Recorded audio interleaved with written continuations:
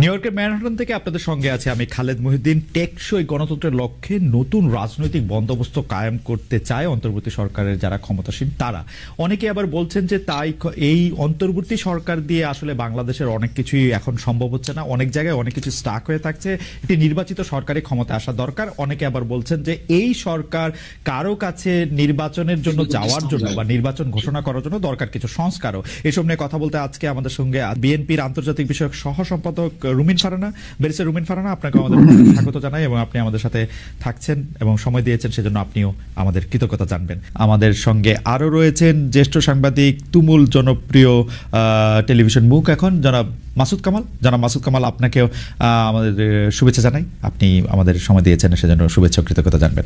আমি আমি আমি একটি প্রশ্ন দিয়ে আসলে প্রথমে আপনাদের দুজনের কাছ থেকে আমরা যখন আরেকবার অন্তর্বর্তীকালীন সরকার দেখেছিলাম সেই 2007 সালের ক্ষেত্রে, সেই ক্ষেত্রেও আপনি গুণগত পরিবর্তন এবং দলের ভিতরে বাইরে রাজনীতির পরিবর্তনের কথা অনেক বলেছেন এবং সেইটাকে সংস্কার বলে সংস্কারপন্থী নাম দিয়ে সংস্কার উদ্যোগ ব্যর্থ হওয়ার পরে আপনার উপরে আসলে নানা ধরনের, মানে আমি কি বলবো যে এটা নানা ধরনের স্টিম রোলার যদি আমরা বলি বা নানা ধরনের অন্যায় বলি, অত্যাচার বলি, নির্যাতন বলি, সেগুলি আপনারা চলেছে। এখনো আপনি সংস্কার আপনি দেখতে পাচ্ছেন না, যে সংস্কার আপনি কাঙ্ক্ষা করছিলেন।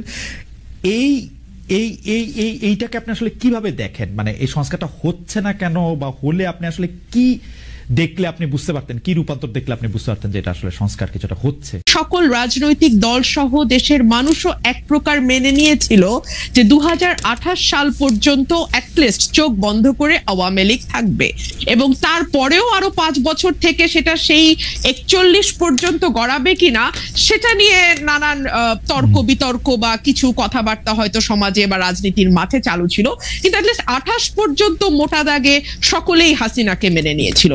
কিন্তু এর মধ্যে যে হঠাৎ করে এমন একটি ধাক্কা আসবে, সেটা আজকে বুকে হাত দিয়ে সকলে যদি যার যার কাছে নিজের সৎ থেকে আয়নার সামনে দাঁড়িয়ে নিজেকে প্রশ্ন করে, আমার মনে হয় তারা তাদের উত্তরটি পেয়ে যাবে। আর যে কথাটি আপনি বলছেন যে খুব বেশি বোধহয় আর পার্টিজান থাকা যাচ্ছে না, খুব বেশি বোধহয় বিএনপি আর আমাকে মনে হচ্ছে না, তার কারণ সম্ভবত এই ধাক্কাটি না আমার মনে হয় প্রত্যেকের ভেতরেই নাড়া দিয়ে গেছে। ধরুন আমি যদি একজন ব্যক্তিগত রাজনীতিবিদের বা একজন রাজনৈতিক ক্ষুদ্র কর্মী এবং একজন আইনজীবী মানবাধিকার কর্মীর চোখ দিয়ে পুরো ঘটনাটিকে দেখি, আমার কাছে মনে হয়েছে কেবলমাত্র একটি নির্বাচন, কেবলমাত্র মন্ত্রিসভার মুখগুলোর পরিবর্তন, কিংবা আমার কাছে মনে হয়েছে যে আমার চিন্তার জগতে যে বিরাট একটি ধাক্কা লেগেছে, এই ধাক্কাটি আসলে সকলেরই কম বেশি লেগেছে, কিন্তু এটার স্থায়িত্ব বা এটার ইম্প্যাক্ট এক একজনের জীবনে এক এক রকম হবে। ধরুন আমার কাছে মনে হয়েছে যে একটি সুষ্ঠু নির্বাচন, বাংলাদেশে যদি একটি সুষ্ঠু নির্বাচনের ধারাবাহিকতা থাকতো তাহলে কি হতো? তাহলে 2014 সালে হাইলি লাইকলি বিএনপি সরকার গঠন করত এবং শেখ হাসিনা এবং আওয়ামী লীগ বিরোধী দলে বসতো। 18তে গিয়ে হয়তো আবার তারা ক্ষমতায় যেত, 24-এ হয়তো আবার অন্য আরেকটি দল বিএনপি হয়তো ক্ষমতায় আসতো। এভাবে একটা পালা বদলের মধ্যে দিয়ে যেত এবং পালা বদলের মধ্যে দিয়ে গেলে যে বিষয়টি হতো খালেদ, আমার কাছে মনে হয় রাষ্ট্রের যে প্রতিষ্ঠানগুলো যেগুলোকে দুমড়ে মুচড়ে ভেঙে ফেলা হয়েছে 15 বছরে, সেই প্রতিষ্ঠানগুলোকে এভাবে হয়তো ভেঙে ফেলা যেত না। আজকে যেভাবে আমরা দেখতে পাচ্ছি মসজিদের খতিব থেকে শুরু করে একেবারে পাড়ার স্কুলের হেডমাস্টার পর্যন্ত পালিয়ে যে প্রাণ বাঁচাচ্ছেন, কারণ সোশ্যাল টেক্সচারটা পুরোপুরি নষ্ট হয়ে গিয়ে একেবারে প্রান্তিক লেভেল পর্যন্ত সকলকেই এক দলের সদস্য হয়ে যেতে হচ্ছে। এই অবস্থাতে বাংলাদেশ যেত না। একটা পাওয়ারের একটা ব্যালেন্স থাকে, ভার্টিক্যাল এন্ড হরাইজন্টাল। ভার্টিক্যালটা হয় রাষ্ট্র, হরাইজন্টালটা হয় সমাজ। কিন্তু আমাদের এই সমাজের টেক্সচারটাকে, সমাজের বুননটাকে খুবই সিস্টেম্যাটিক্যালি হত্যা করা হয়েছে এবং হত্যা করা হয়েছে খুবই একটা পারপাসফুলি, একটা মানে লক্ষ্যকে সামনে রেখে। লক্ষ্যটা হচ্ছে আমাকে যে কোনো মূল্যে ক্ষমতায় থাকতে হবে। সুতরাং এইরকম ভুল যদি পরবর্তীতে কোনো রাজনৈতিক গোষ্ঠী এই ভুলটি করবার ন্যূনতম চেষ্টা করে, এই দেশের মানুষ কিন্তু মরতে শিখেছে এবং ওরা কিন্তু একটা ভীতির মধ্যে ছিল। হ্যাঁ, 15 বছর লিখতে ভয় পায়, বলতে ভয় পায়, নিজেকে এক্সপ্রেস করতে ভয় পায়, ইচ্ছা করে একটা পালের মধ্যে লুকিয়ে থাকে। সেই জায়গা থেকে একটু ইন্টারাপ্ট করি, আপনি যেই অবস্থাটা বর্ণনা দিলেন, আপনার মনে কি এই শঙ্কাটা রয়ে গেছে, যেহেতু আপনি শুরু করেছিলেন যে এক পাল মানুষ থেকে আরেক পাল মানুষ, আপনার মধ্যে কি এই শঙ্কা রয়ে গেছে যে বিএনপি আসলেও তাদের ইয়াটা একটা লম্বা হবে এবং প্রায় একই ধরনের জায়গা হবে, যেইটা মানে যেই আশঙ্কা মান্না ভাইয়েরও আছে, সেই আশঙ্কা কি আপনারও আছে যদি আসলে এই গুণগত পরিবর্তনটা না হয়? দেখুন, বিএনপি 17 বছর নানান রকম জুলুমের মধ্যে দিয়ে গেছে। এই জুলুমের শিক্ষা বিএনপি কতটা নিয়েছে এটা বিএনপি ক্ষমতায় আসলেই আরো পরিষ্কারভাবে বোঝা যাবে। তবে বিভিন্ন জায়গায় আমরা যেই মেসেজগুলো পাই সেই মেসেজগুলো খুব সুখকর নয়, এবং এটা যে সুখকর নয় এটা তো বিএনপির চেয়ারম্যান নিজেই স্বীকার করছেন, তাই না? তো তাহলে অথচ উনি কিন্তু বারবার ওনার নেতা কর্মীদের সতর্ক করছেন। এখানে দুটো তিনটা বিষয় হতে পারে, যে এক হচ্ছে যে ওনার বক্তব্য কি ওনার দলের তৃণমূলে যারা এই ধরনের কর্মকাণ্ডের সঙ্গে যুক্ত হচ্ছেন, মধ্যম পর্যায়ের যারা যুক্ত হচ্ছে। একটা সেকেন্ড বেশি ফারানা, আপনি যখন এই কথা বলছেন, আমাদের একজন দর্শক এই মন্তব্য পাঠিয়েছেন যে ফেসিস্ট আমলে রুমিন ফারানার প্রতিবাদী ভয়েস আমাদের সকলকে প্রেরণা যোগাতো, এখন কিছু কিছু এলাকায় বিএনপির অপকর্মের বিরুদ্ধে আমরা কি সেই একই কণ্ঠ শুনতে পাবো কিনা? ইন্টারেস্টিং, আমি ঠিক এই কথাটাই বলছিলাম, তাই না খালেদ ভাই? হ্যাঁ, তো এই ওনার এই কথাটা কি lower level, lower tier, mid tier and high tier খুব বেশি গুরুত্ব দিচ্ছে না?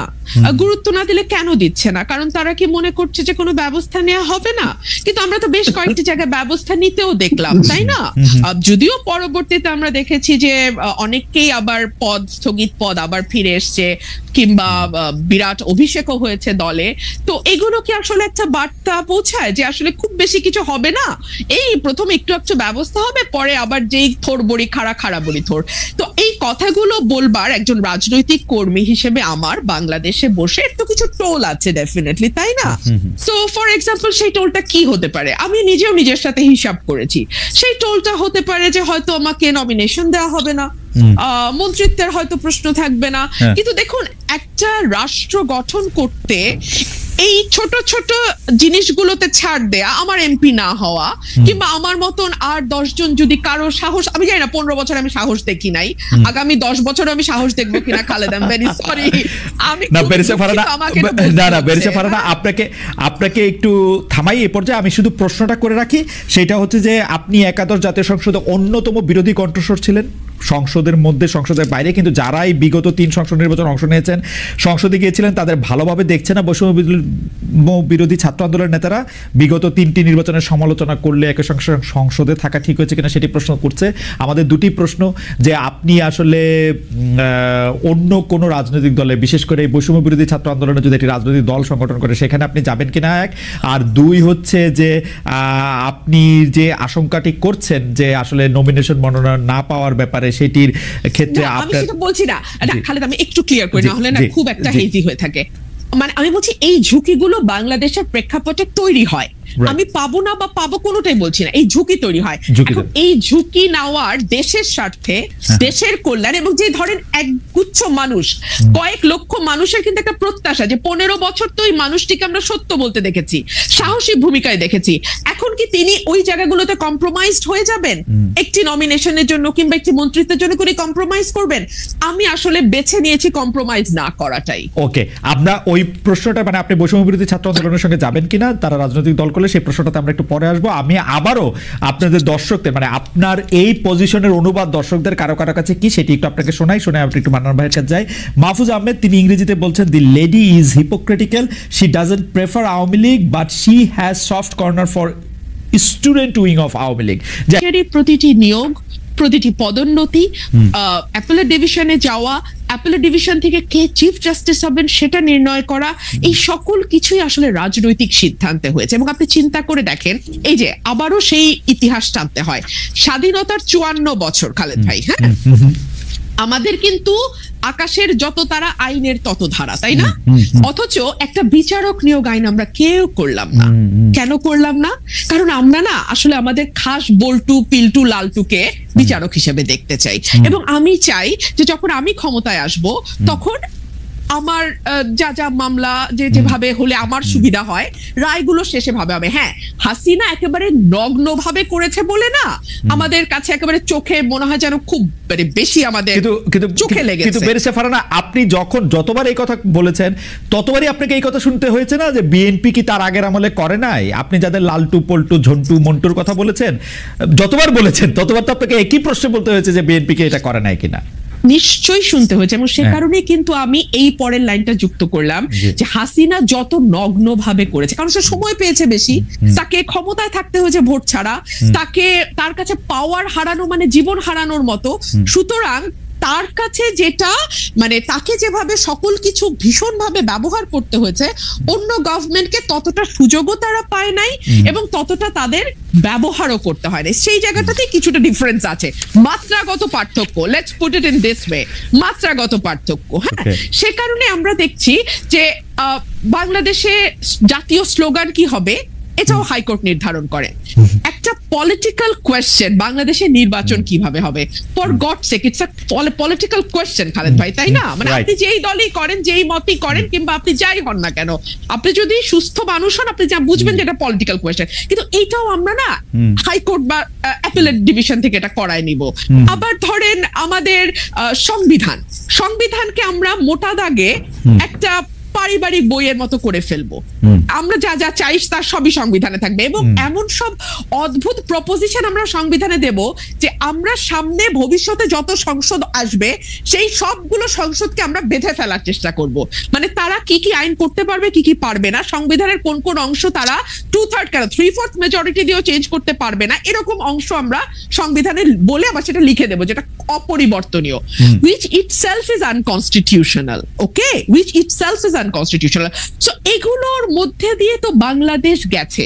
সে কারণে আমি মনে করি খালেদ ভাই যে আমরা না একটা ঝাঁকি খেয়েছে বাংলাদেশ, মানুষ, দেশ, রাষ্ট্র, সরকার ঝাঁকি খেয়েছে। কিন্তু এই ঝাঁকিটাতেই যে আমরা একেবারে ঠিকঠাক ফিটফাট হয়ে বিলাতি কায়দার ওয়েস্টমিনিস্টার গণতন্ত্রে অভ্যস্ত হয়ে যাব, কিংবা ইভেন ঘরের পাশের ভারতের গণতন্ত্র আমরা বুঝে যাব, এটা ভুল। আমাদেরকে আরো অনেক দূর যেতে হবে খালেদ ভাই, অ্যাটলিস্ট ভারতের পর্যায়ের একটা গণতন্ত্র এবং প্রাতিষ্ঠানিকীকরণের দিকে যেতে আমাদের আরো 50-100 বছর সময় লাগবে। এবং সে কারণে আমি আমার আগের সেগমেন্টের কথা ধরে আমি একটু সূত্র ধরে বলি যে আমাদের মতন মানে ধরেন অ্যাজ অন টুডে আমার যে ভূমিকা, হ্যাঁ, এটার জন্য আমাদের মতন মানুষদেরকে কিছুটা প্রাইস পে করতে হবে, পে করতে করতে করতে করতে এক সময় গিয়ে, সেটা আজ থেকে মেবি 70 বছর 80 বছর পরে, হয়তো দলগুলোর ভেতরে সেরকম ডেমোক্রেসির চর্চা আসবে, হয়তো রাষ্ট্রের ভেতর সেরকম ডেমোক্রেটিক ভয়েস আমরা পাবো যেটা একটা স্মুথ ডেমোক্রেসিকে সাপোর্ট করে। এইটুকুই আমি বলতে পারি। ব্যারিস্টার ফারহানা, তাহলে আমরা এরকম ধরে নিতে পারি যে আপনার কথা থেকে যদি আমরা একটা উপসংহার টানতে চাই যে ধরেন সবগুলি দল, বিএনপি ইনক্লুডেড, এর মধ্যে গণতন্ত্র আসতে 70-80 বছরের মতো লাগতে পারে। দেখুন, আমি it's just a speculation, it could be 50 years। আচ্ছা ঠিক আছে, আমি আচ্ছা ঠিক আছে, it all depends on the will of the people। আমার দেশের মানুষ আসলে কি চায়। ওকে, রাইট। হ্যাঁ, আমার দেশের মানুষকে সচেতন করার দায়িত্ব আমাদের, কতটুকু সচেতন করা হবে, কত সময় নিয়ে হবে, এটা তাদের উপর। আমার ব্যারিস্টার ফারহানা, আমি একটু আসি আপনার কাছে, আমি মান্নাভাইকে যেতে চাই। মান্না ভাই, আমি আপনাকে প্রশ্ন করেছিলাম যে এটা তো এরকম হওয়ার কথা যে নেত্রী আসলে, আপনি আপনার এই প্রশ্নের জবাবটা দেওয়ার আগে যেহেতু একটু অধিকার চর্চা করতে পারিনি কি আমি যে প্রশ্নটা আপনি রুমিন ফারহানা করেছেন। আচ্ছা, শিওর। তাহলে আপনি একটু বললেন, আমরা একটু আপনাকে আরেকটা জিনিস শোনাই যে আমরা দর্শকদের কাছে প্রশ্ন করেছিলাম যে নির্বাচনের আগে বড় ধরনের সংস্কার করা হবে, এমন মন্তব্য করেছেন প্রধান উপদেষ্টা ডক্টর মোহাম্মদ ইউনূস। অন্তর্বর্তী সরকারের এই অবস্থান সমর্থন করেন কিনা, বড় ধরনের সংস্কার করা হবে এটা সমর্থন করেন কিনা, সেটা সমর্থন করে 83% দর্শক, সমর্থন করেন না হচ্ছে 17% দর্শক। আমাদের জন্য একটি স্টেগারিং নাম্বার, 145,000 মানুষ, মানে 1,45,000 মানুষ ভোট দিয়েছেন এটার মধ্যে। জুলাই অভ্যুত্থানের প্রথম বর্ষপূর্তির দিনে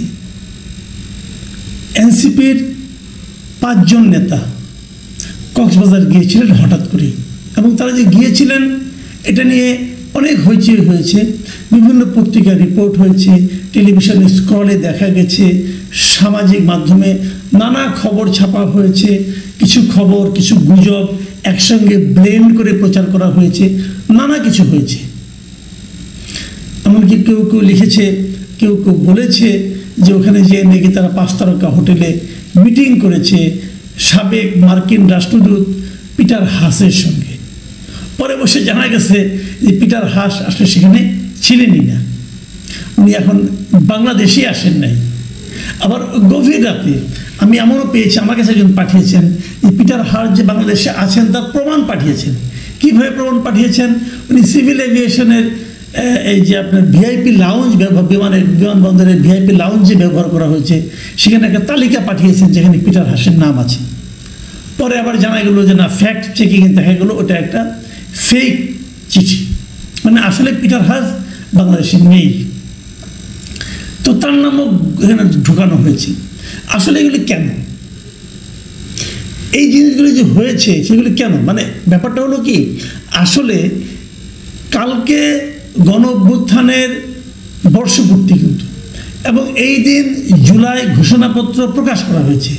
এই জুলাই ঘোষণাপত্রের জন্য সবচেয়ে যারা সোচ্চার ছিলেন তারা কিন্তু এই নেতৃবৃন্দরাই। এর মধ্যে হাসনাত আবদুল্লাহ গত বছরের অগাস্টের শেষ দিন, গত বছরের ডিসেম্বরের শেষ দিন উনি ঘোষণা করেছিলেন যদি সরকার ঘোষণা না করে তাহলে তারা যে শহীদ মিনারে যে ঘোষণা করবে। সবাই মনে করত এবং আমরাও মনে করতাম যে জুলাই ঘোষণাপত্রটা আসলে এই ছাত্রদেরই একটা দাবি, সেই দাবি যেদিন সরকারিভাবে প্রকাশ করা হবে সেদিন তারা সেই প্রকাশ করার যে জায়গাটা বেশ জাঁকজমকপূর্ণভাবে প্রকাশ করা হয়েছে, কিন্তু সেখানে তারা অনুপস্থিত থাকবেন এটা আসলে কেউ মানতে পারে না। এবং মানতে পারে নাই বলেই সবাই বুঝতে চেয়েছে যে ওনারা কেন গিয়েছেন। তখন যে যা বলেছে, পিটার হাসকে আনছে, কেউ অন্য কোনো দেশের কোনো বিদেশি লোককে আনছে, নানা রকম ইকুয়েশনের মাধ্যমে এটা নিয়ে বেশ একটা মুখরোচক আলোচনা কালকে সারাদিন চলেছে।